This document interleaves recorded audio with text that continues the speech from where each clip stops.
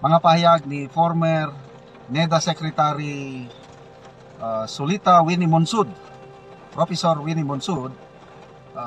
Interview niya sa ANC at napag-usapan yung mga pahayag ni Senator Lacson na wala daw kinalaman ang Pangulong Marcos Jr. doon sa 100 billion budget insertion at hindi siya nakatanggap ng kickbacks. So ito, former NEDA Secretary Winnie Monsud expressed strong skepticism and disbelief. Hindi siya maniwala regarding Senator Ping Lacson's claim that President Marcos Jr. was unaware of the alleged 100 billion budget insertion and did not receive kickbacks. Okay? So, Professor Monsud stated that Lacson's assertion made the President appear incompetent or stupid.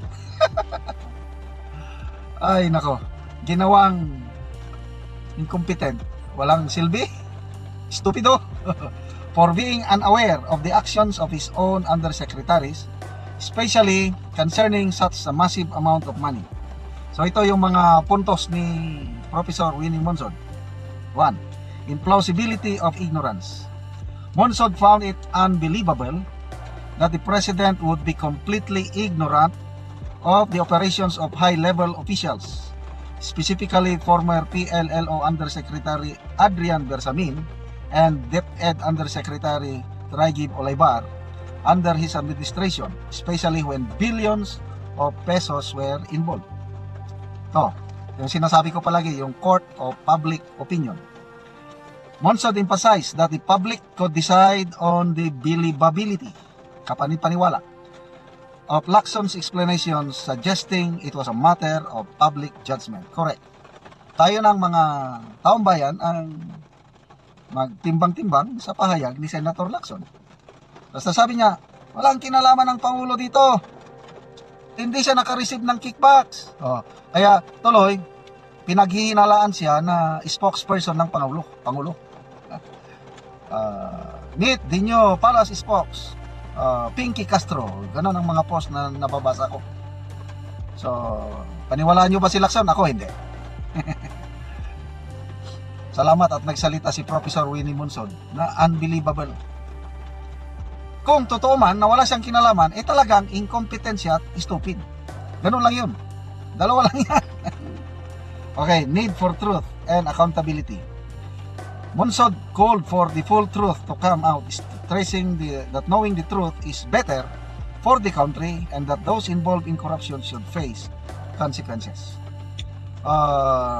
Sabi ni bagong AS Rob Recto, ano daw, the President is meeting head-on itong mga issues na ito at nagkakaroon na daw ng reformation within, paglilinis sa loob. At nag-volunteer na ang Pangulo na magiging whistleblower. Papangalanan na daw ng Pangulo ang mga masterminds ng korupsyon. Ako hindi ko na kailangang marinig yung sasabihin ng Pangulo dahil alam ko na ang mga mastermind. Taong bayan, hindi naman otso-otso. Social media ngayon, dami mong sources na information. Alam na! Tapos, papangalanan pa daw. Nagpapatawa naman itong ES Recto na ito na papangalanan ang mga masterminds. At sasampahan na daw ng kaso. At least, in fairness, sa administrasyong ito, lalo na sa ombudsman, nagsampa na ng kaso. At I don't know yung mga ibang nasampahan ang inuna nila is si former Congressman Saldico. Expected na yan. Kaya lang, naunahan sila ni Saldico. Nabasa ni Saldico ang galaw ng administrasyon na siya lang ang iipitin, siya lang ang kakasuhan. Kaya inuna nagsalita. Binulgar ang katotohanan, alam niya. At nakonperma ngayon, mismo si Senator Lacson, kinumpirma niya, totoo yung aligasyon ni Saldico na nagkaroon ng insertion na 100 billion. Kaya lang, yun nga yung sabi niya na, hindi alam yan ng Pangulo. At hindi siya nakatanggap ng kickbacks. Grabing depensa. Of all the senators, opinion, observation ko lang ito. Siya lang ang nagsasalita defending the president. Bakit kaya? Di ba magkalaban sila noong 2022 sa presidential election? Kaya tuloy yung napakataas ng respeto ko paghanga ko kay Senator Lacson noong una. Kasi yung kanyang public service record as police, to me, okay naman eh. Lalo na yung sa senator, yung kanyang anti-corruption o yung anti-pork barrel advocacy, nakakabilib. Kaya lang, nagtataka ako ngayon, biglang nagbago ang kanyang mga pananaw. Lalo na yung tinawag niya si Senator Amy na para kang hindi Pilipino. Anyway, kanya-kanya tayong opinion. Yan ang tingin niya, parang hindi Pilipino si Senator Amy dahil sinabi niya ang katotohanan tungkol sa kapatid niya. Pananaw niya yun. Ako, hindi ako sang-ayon sa pananaw ni Senator Lacson. Mas maka-Pilipino yung ginawa ni Senator Amy.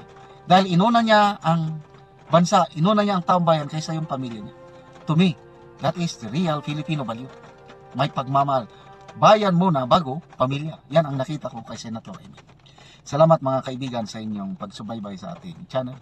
Bigyan natin ng reaction, opinion ngayon itong article published sa Inquirer.net. Itong isasagawang malakihang rally na naman sa Luneta sa November 30, anti-corruption rally. Bawal daw mag-attend ang mga Duterte supporters. Grabe, ano? Ito, title. Casino. Marcos and Duterte defenders barred from November 30 Luneta rally. While the Baha sa Luneta 2.0 anti-corruption protest on November 30 is open to the public, organizers say supporters of President Marcos Jr. or those calling for Vice President Sara Duterte to assume the presidency will not be welcome. Bagong Alyansang Makabayan Chairperson Teddy Casino made the statement during a press conference at Kilusang Bayan kontra Coracoc. They also organized the first Baha sa Luneta last September 21, condemning corruption and demanding accountability from those involved in widespread irregularities in government. Ito ang payag ni Teddy Casino. All who are angry at corruption and seeking accountability from everyone involved from the bottom to top are welcome. The only ones not allowed in Luneta are those defending Bongbong or BBM and those pushing for Sara to become president. But all Filipinos are welcome. Let us meet on November 30. Yan ang pahayag ni Casino. Casino said simultaneous protests will also be held nationwide by various sectors. Before the main program begins at 9 a.m. in Luneta, different groups are expected to march towards the venue. When asked what organizers would do if participants arrive with messages, Casino said deemed unwelcome. Taong Bayan Ayaw sa Magnanakaw at Abusado Network Alliance convener David San Juan said such individuals are unlikely to show up. Those who support corrupt politicians only say they'll attend, but in reality, they won't. They know that the November 30 protest is calling for all involved to be held accountable. All that includes their idols. If they do show up and their chance disrupt the program or incite others, our marshals may escort them out to prevent any trouble.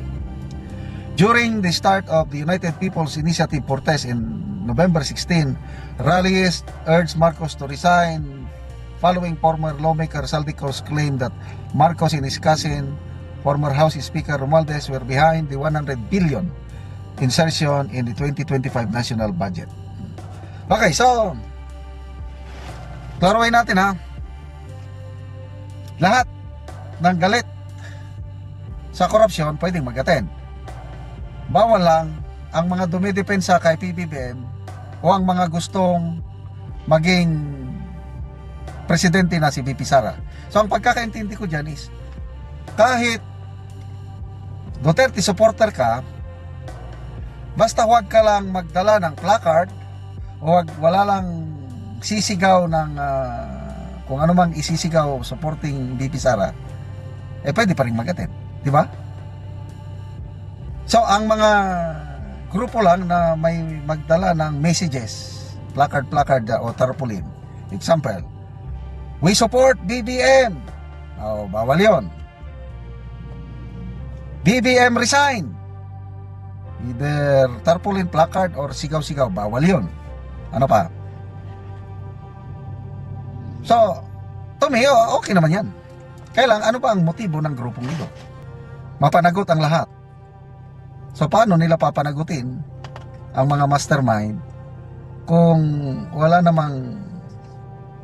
Kasi, sabi ni former Congressman Mike Defensor, how can we solve this issue? Paano natin ma-resolve ang issue sa corruption kung ang Pangulong Marcos mismo ang ulo sa sindikato? Ayan, opinion lang yun, opinion lang yun ni Congressman Mike Defensor. So, hati ang taong bayan, may mga naniniwala